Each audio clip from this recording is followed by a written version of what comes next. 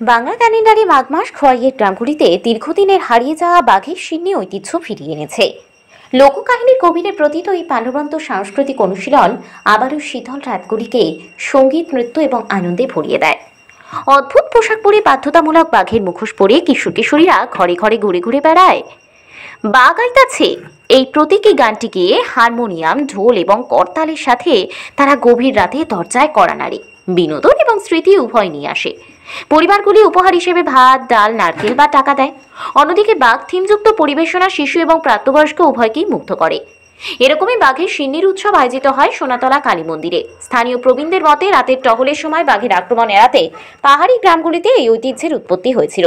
সময়ের সাথে সাথে এটি একটি অনন্য সাংস্কৃতিক উৎসবে পরিণত হয়। খোয়াইয়ে পুনরুজ্জীবনের মাধ্যমে বাঘের সিন্নি সম্প্রদায়গুলিকে তাদের ঐতিহ্যের সাথে পুনরায় সংযুক্ত করছে। এদিন সোনাতলা কালী মন্দিরে গিয়ে দেখা যায় স্থানীয় মানুষজন একত্রিত হয়ে গান বাজনা করছে। প্রায় 500-র অধিক মানুষের মহাপ্রসাদেরও আয়োজন করা হয় এদিন।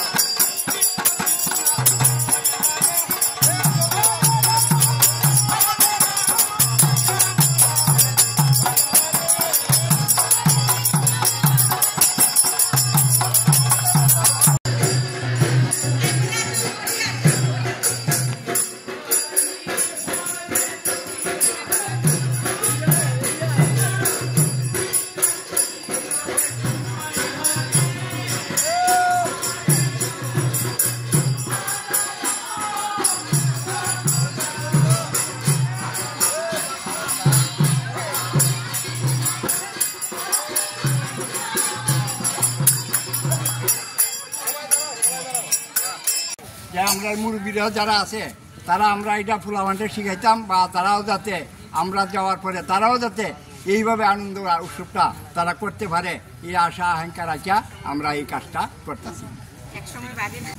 এটা প্রথমত সনাতন ধর্মের জয় হোক।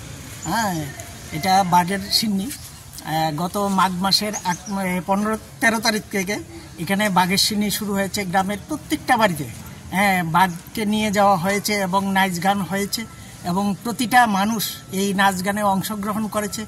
আজকে সেই উপলক্ষে আজকে বাঘেরকে খাওয়ান দেওয়া হচ্ছে বা যারা গ্রামের মানুষ আছে সবাইকে নিমন্ত্রণ করা হচ্ছে, যাতে প্রতিটা বাড়ির অংশের মানুষজন এখানে আসে এবং বাচ্চা আগামী প্রজন্মের কাছে আমরা তুলে ধরতে যাই যে এই যে বাঘের সিন্নি বিগত দিনও চলতো এবং কিছুদিন বদ্ধ ছিল, কয়েক বছর বদ্ধ থাকার পর যেমন আজকে 7-8 বছর যাবৎ এই বাঘের সিন্নি প্রতি বছর প্রতিটা বাড়িতে যাওয়া হয় এবং সেই উপলক্ষে কালীবাড়িতে সবাইকে ডেকে আনা হয়, নিমন্ত্রণ করা হয় এবং সিন্নির ব্যবস্থা করা হয় এবং সবাই উৎফুল্লভাবে সেই প্রসাদ গ্রহণ করে।